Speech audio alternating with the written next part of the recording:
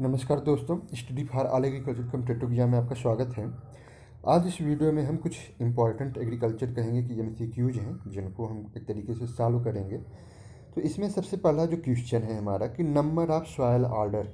पहले तो आप इसको ऑप्शन देख लीजिए और उस ऑप्शन में आपको बताना है कि इसमें सॉइल के ऑर्डर कितने होते हैं। उसके बाद हम इसका कहेंगे कि एक अलग से ऑप्शन इसमें से बन रहा है, तो कहेंगे कि 11, 15, 17, 20। तो अगर नंबर ऑफ सॉइल ऑर्डर की बात की जाए इस ऑप्शन में, तो वो आपका राइट आंसर 11 होगा, अर्थात 11th होगा मृदा गणों की संख्या। लेकिन अब मॉडर्न अगर आप देखेंगे, अभी बुक में हो सकता है कि 10th और 11th मिलता हो, लेकिन अब अगर मॉडर्न कहेंगे कि जो क्लासिफिकेशन है सॉइल का, उसमें आपको 12th मिलेगा। तो हो सकता है कि ये पूछा जाए कितने होते हैं। तो अगर आपका ऑप्शन में 11, 12 दोनों दिया है, तब 12 सही होगा, एग्जैक्ट जो है वो 12 है। और अगर इस ऑप्शन में 11 सही होगा, क्योंकि हो सकता है कि यही क्वेश्चन ही सेम टू सेम पूछ लिया जाए, तो उसमें आपको करना होगा। उसके बाद नेक्स्ट क्वेश्चन है कि कार्बन कंटेंट इन ह्यूमस, अर्थात जो आपका ह्यूमस होता है उसमें कार्बन का परसेंट कितना पाया जाता है। तो जैसे कि हम ह्यूमस जानते हैं, तो इसमें आपका 20 से 25%, 30 से 35%, 35 से 40%, या फिर कहेंगे 55 से 60%। तो ह्यूमस अर्थात ह्यूमस में कार्बन की बात अगर हम करें, तो जनरली ये मालूम होगा कि ह्यूमस में आपके क्या क्या चीज़ें पाई जाती हैं। जनरली आपका कार्बन हुआ, उसके अलावा नाइट्रोजन हुआ, कहेंगे कि हाइड्रोजन हुआ, और ऑक्सीजन। ये तीनों चीज़ें, चारों चीज़ें एक जनरली पाई जाती हैं।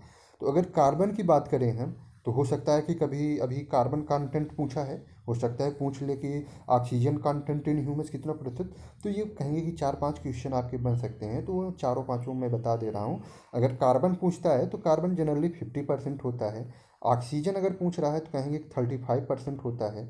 नाइट्रोजन की अगर बात की जाए तो वो एक तरीके से 5% के करीब होता है। और हाइड्रोजन की बात की जाए तो ये 5%।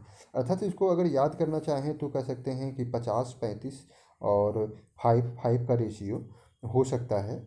तो अब इस ऑप्शन में हमें देखना है कि कार्बन कंटेंट कितना होगा। तो कहेंगे कि ये आपका राइट आंसर हो जाएगा। 55 to 60% दे रहा है, तो 50% तक पाया जाता है। 50% कहेंगे कार्बन, और 35% आपका ऑक्सीजन पाया जाता है।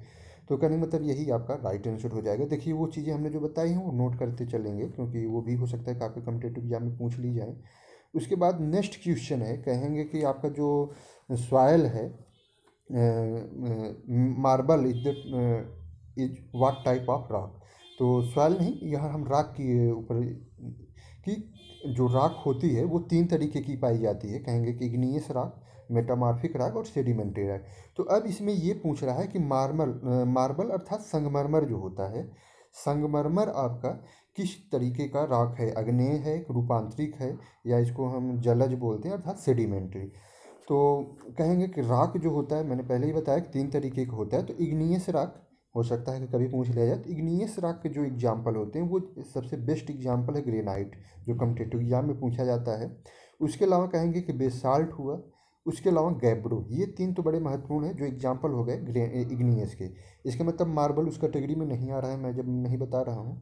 दूसरा आपका क्या होता है कि सेडिमेंट्री रॉक होता है दूसरे नंबर पे, अर्थात इग्नियस से जो रॉक से कन्वर्ट होता है वो सेडिमेंट्री में। और सेडिमेंट्री रॉक के अंतर्गत आपका लाइम स्टोन, अर्थात कहेंगे कि जो चूना पत्थर होता है, या डोलोमाइट हुआ, तो डोलोमाइट भी होता है, सैंड स्टोन अर्थात बलुआ पत्थर। तो ये तीनों जो हैं, sand lime, dolomite, lime stone, ये तीनों आपके किस कैटेगरी के अंतर्गत आए गए? सेडिमेंट्री के। अब बच रहा है क्या? मार्बल। तो मार्बल का हमें आंसर नहीं मिला, तो मार्बल क्या हो जाएगा? आपको सीधा सी बात है कि मार्बल में मेटामॉर्फिक, अर्थात जो होता है ये मार्बल अर्थात संगमरमर जो होता है, जो हमने भी बताया कि लाइम स्टोन अर्थात चूना पत्थर जो होता है, चूना पत्थर ही कन्वर्ट होके आपका संगमरमर बनता है। कभी कभी ये भी पूछ लिया जाता है कि मार्बल कन्वर्ट बन के क्या किससे कन्वर्ट होता है, तो वो लाइम स्टोन से होता है। उसके बाद नेक्स्ट क्वेश्चन है, which major element are required in complete fertiliser, अर्थात कंप्लीट फर्टिलाइजर। तो ये भी क्वेश्चन सिंपली क्वेश्चन है भी, ये तो हमने इसको सॉल्व कराया था जो यूपी में पीजीटी का या टीजीटी का एग्जाम हुआ, तो उसमें पूछा गया था। तो एनपीके को, अर्थात प्राइमरी न्यूट्रिएंट हम किसे कहेंगे, या मेजर न्यूट्रिएंट, तो वो आपका एनपीके होता है, एक तरीके से प्राइमरी न्यूट्रिएंट होता है ये। उसके अलावा ये बड़ा महत्वपूर्ण, ये सभी देखिए क्वेश्चन जो हैं सभी आपके अरुण कात्यायन से ही हैं। और climate is the factor in soil formation. तो सॉइल फार्मेशन में आपके जो क्लाइमेट होता है अर्थात मृदा निर्माण में जलवायु कारक है, निष्क्रिय कारक, सक्रिय कारक या दोनों, या उपरोक्त में से कोई नहीं, अर्थात पैसिव फैक्टर है या एक्टिव फैक्टर है या एक्टिव पैसिव फैक्टर है। तो देखिए जो क्लाइमेट अर्थात जो आपका सॉइल फार्मेशन जब होता है उसमें तीन तरीके के, एक तरीके का पैसिव फैक्टर होता है, एक कहेंगे कि एक्टिव फैक्टर होता है, और एक होता है आपका न्यूट्रल फैक्टर। तो न्यूट्रल फैक्टर अगर पूछा जाए तो न्यूट्रल फैक्टर कहेंगे कि जो आपकी एज ऑफ लैंड होती है वो आपका न्यूट्रल फैक्टर के अंतर्गत आएगा। एक्टिव फैक्टर में आपके दो चीज़ें आती हैं, जिसका एक तो क्लाइमेट हो गया और दूसरा ऑर्गेनिज्म होता है। इसका मतलब इसका राइट आंसर एक्टिव फैक्टर होगा। क्लाइमेट और ऑर्गेनिज्म ये दोनों आपके एक्टिव फैक्टर के अंतर्गत आ जाएंगे। और अगर पैसिव फैक्टर पूछ लिया जाए कि which one of the following is, इस तरीके का ऑप्शन दे दिया जाता है, या पूछ दिया जाए कि topography is a factor of soil formation, active passive, इस तरीके का ऑप्शन, तो कहेंगे कि जो पैसिव फैक्टर होता है अर्थात एक तरीके से निष्क्रिय, तो वो टोपोग्राफी होती है, और कहेंगे पेरेंट मटेरियल होता है। ठीक, ये 5 क्वेश्चन बन सकते हैं सॉइल फैक्टर से, ये 5 क्वेश्चन। कौन सा एक्टिव फैक्टर है, क्लाइमेट, ऑर्गेनिज्म, और passive factor parent material, topography.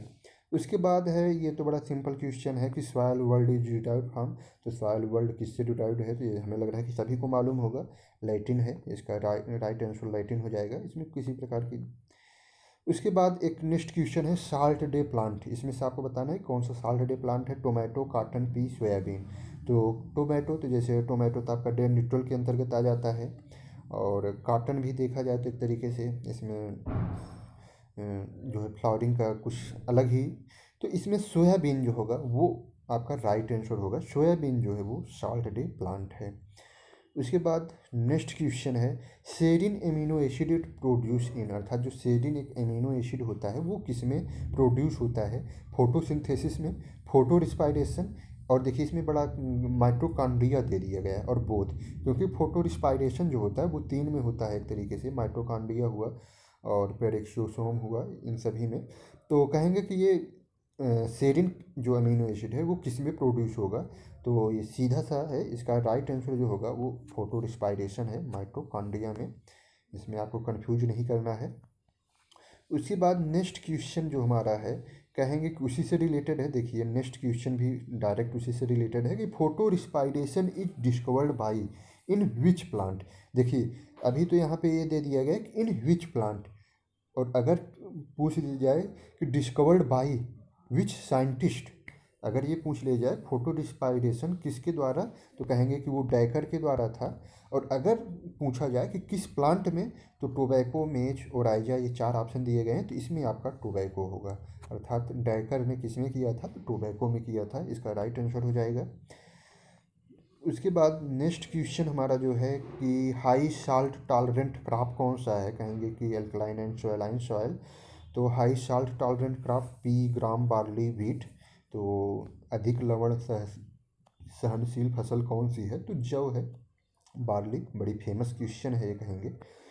और उसके बाद नेक्स्ट, ये तो हमने आपको एमसीक्यूज के रूप में डाला भी था कि soil having greatest total water holding capacity, sand, silt, clay, non.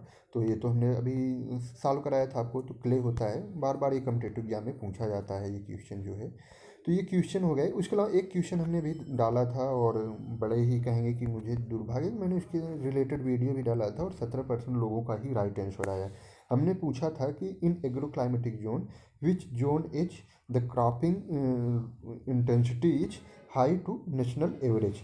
तो कहेंगे कि अर्थात जो भारत का अर्थात क्रॉपिंग इंटेंसिटी है, एक एवरेज इंटेंसिटी है, उससे हाई किस जोन की है। उसमें हमने दिया था वेस्टर्न जोन, ईस्टर्न जोन, या मिडल गैंगेटिक जोन, या लोअर गैंगेटिक जोन। तो उसमें आपका मिडल गैंगेटिक जोन हो जाएगा, अर्थात कहेंगे कि जो बिहार रीजन है वो मिडल गैंगेटिक जोन के अंतर्गत आता है, और बिहार में क्रॉपिंग इंटेंसिटी नेशनल लेवल से हाई है। तो ये हमारे कुछ महत्वपूर्ण क्वेश्चन हो गए, और कहेंगे कि काफ़ी महत्वपूर्ण है ये कॉम्पिटिटिव एग्जाम में। सिंपल, मुझे तो लग रहा है कि ये सिंपल है, सभी अरुण कात्यायन से ही रिलेटेड थे, लेकिन ये है कि ये क्वेश्चन बार बार रिपीट हो सकते हैं आपके कॉम्पिटिटिव एग्जाम में।